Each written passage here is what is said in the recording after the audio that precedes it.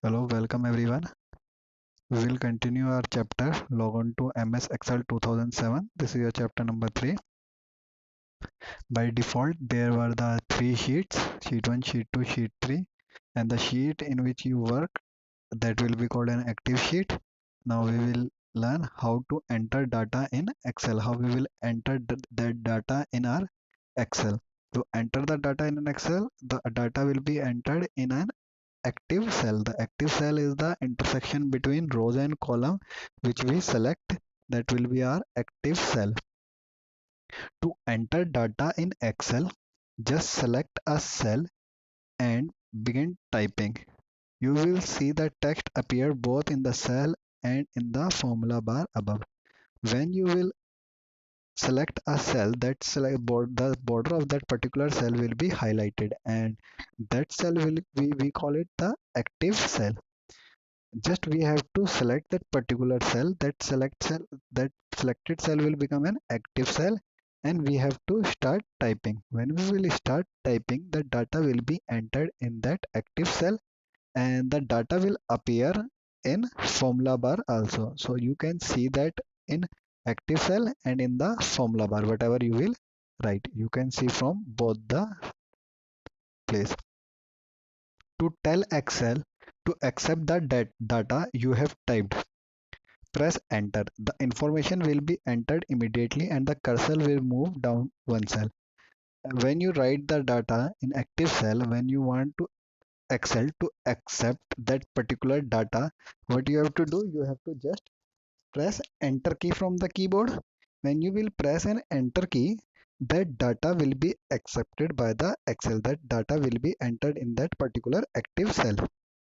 And that active cell, when you will enter, the cursor will immediately move down one cell. The cursor will come down one cell, and then the new cell, active cell, will become where the cursor will go in the down cell. That particular cell will become active cell. So whenever you type your data, you have to press enter, and that particular cursor will move down one cell. You can also press the tab key instead of the enter key. If you press tab key, the cursor will move one cell to the right once the information has been entered. So if you don't want to press the enter key, you can also press the tab key. But what's the difference? When we are pressing the enter key, the cursor is moving down the one cell. But when you press the tab key, the cursor will shift to the right of the active cell. On this particular cell where you are working upon, the cursor will move to the right. Instead of moving down, the cursor will move to the right. But when you press the enter key, the cursor will move down. When you press the tab key, the cursor will move to the right.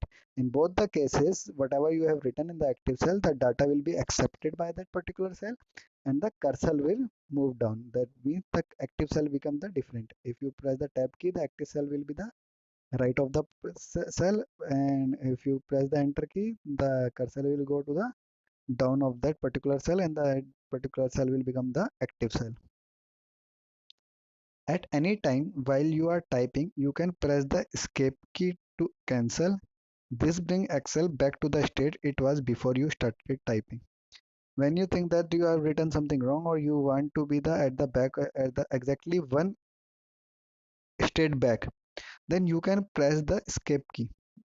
When you press the escape key, that whatever you have typed will be cancelled, and the state at which you are at the before you have started the typing, you will move to that particular state. So that means whatever you have written will be cancelled. When you want to delete the information that has already been entered, just select the cell and press the delete key. If suppose you have entered the data in the particular cell and you have pressed the enter or tab, and that data is being accepted by the Excel, and you want to delete that data, what you have to do, you have to select that cell from the mouse. First you have to go on that particular cell, then you have to click on that particular cell, and you have to press the delete key. There is the option, there is the delete key in keyboard. You can press that, or there is also a one more method. Yes, you have to do the right click. And when you will do the right click, there will be various option. In that various option you will find one option of delete, so you can delete the data from that also by using the right click. Or if you don't want to make it complex, what you have to do, you have to just select that particular cell and press the delete key from the keyboard. Now, performing calculation. Excel is a powerful features to perform calculation on the data. You can perform addition, subtraction, multiplication, and division of numbers either using formulas or using function. So if you want to perform the calculation in Excel, you can enter the numeric data. In numeric data, you can do the addition, subtraction, multiplication, and division by using formulas or functions. If either you can use the formula, whatever formulas you know, you can directly use them, or you can use the functions. Functions are the formulas only, but which are predefined. Functions are the predefined formulas. Those function, the formulas are predefined by the Excel. We can't change the function, but we can change the formulas according to our need. It is up to the user to use addition, subtraction, multiplication, or division, and or any else formulas. If user wants to add, he can use the formulas in our Excel sheet. But functions are the predefined formulas. We can't change the function. By that also, a user can perform the calculation.